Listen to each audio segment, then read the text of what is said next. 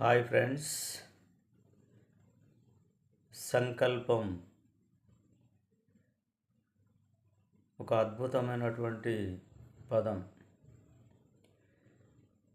ఈ సృష్టి నిర్మాణానికి పునాది సంకల్పం. బ్రహ్మదేవుడు కూడా ఈ భూమండలం అంతా నిర్మానుష్యంగా ఉంది. ఇక్కడ మనుషులను కనుక ఈ భూమండలం మీద కనుక తీసుకొచ్చినట్టయితే ఒక అద్భుతమైనటువంటి అందమైనటువంటి సృష్టిని నిర్మించవచ్చు అని చెప్పేసి బ్రహ్మదేవుడు సంకల్పం తీసుకొని ఈ భూమండలం పైన మనుషులు వచ్చే విధంగా సంకల్పం తీసుకొని ఈ సృష్టిని సృష్టించాడు.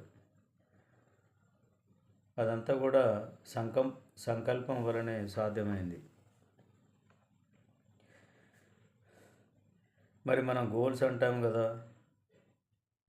గోల్స్ ద్వారా సాధ్యం కాదా అంటే, గోల్స్ అనేది మామూలుగా జనరల్గా తీసుకునేటువంటి నిర్ణయాలు. అవి సాధారణంగా మనిషి యొక్క వ్యక్తిగత అభివృద్ధి కొరకు ఈ గోల్స్ అనేటువంటివి ఉపయోగపడతాయి.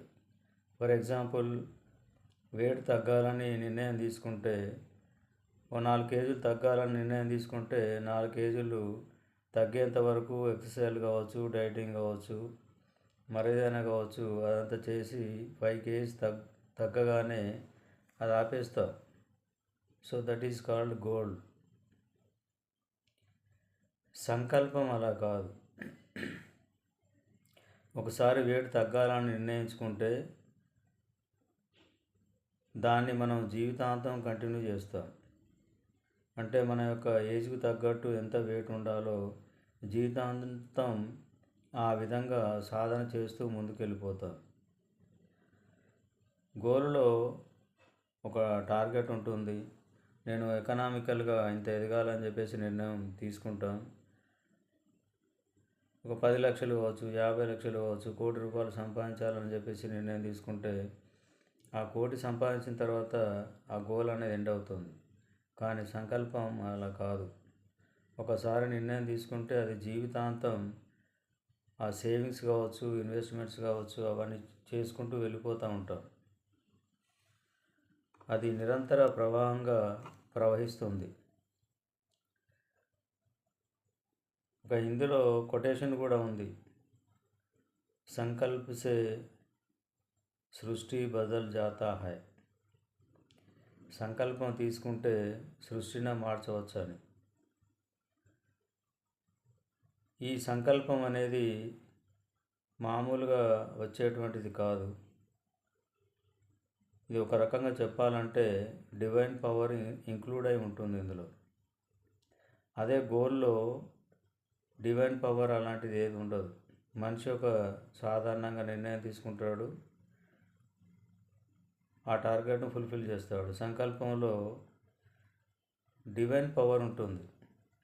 ఈ సంకల్పం అనేది తన సొంత వ్యక్తిగత ప్రయోజనాల కంటే ఎక్కువగా సమాజ హితం గురించి, దేశ హితం గురించి ఆలోచన చేసి సమాజ సంపూర్ణ మార్పుకు దోహదపడేటువంటి నిర్ణయాలు తీసుకోవడం జరుగుతుంది. సంకల్పం అనేది స్వచ్ఛమైనది, ఎలాంటి కలుషితం లేనటువంటిది. అది ఇంతకుముందే నేను చెప్పాను, డివైన్ పవర్తోని ఇంక్లూడ్ అయి ఉంటుంది. ఆ డివైన్ పవర్ అనేది సింపుల్గా వచ్చేది కాదు. అది నిరంతరం మెడిటేషన్, యోగా, నిరంతర అభ్యాసం, వీటన్నిటి లక్షణాలు కలిగిన తర్వాత అవి జీవితంలో మనం కంటిన్యూ చేస్తూ సాధన చేసుకుంటూ వెళ్ళిన కొద్దీ శుద్ధమైనటువంటి స్వచ్ఛమైనటువంటి సంకల్పాలు మన మెదడులోకి ప్రవేశిస్తాయి. అవన్నీ కూడా దైవ తరంగాలు. సో వాటితో ఎన్నో పనులు సాధించవచ్చు. పేద విద్యార్థులకు అన్నదానం చేయవచ్చు, వస్త్రదానం చేయవచ్చు, విద్యాదానం చేయవచ్చు, వారికి కావాల్సినటువంటి పుస్తకాలు కొనియవచ్చు, బుక్స్ కొనియవచ్చు, పేదలకు సహాయం చేయవచ్చు, ఒక మురికివాడను అభివృద్ధి చేయవచ్చు, ఒక ఉచిత హాస్టళ్లను నిర్మించవచ్చు,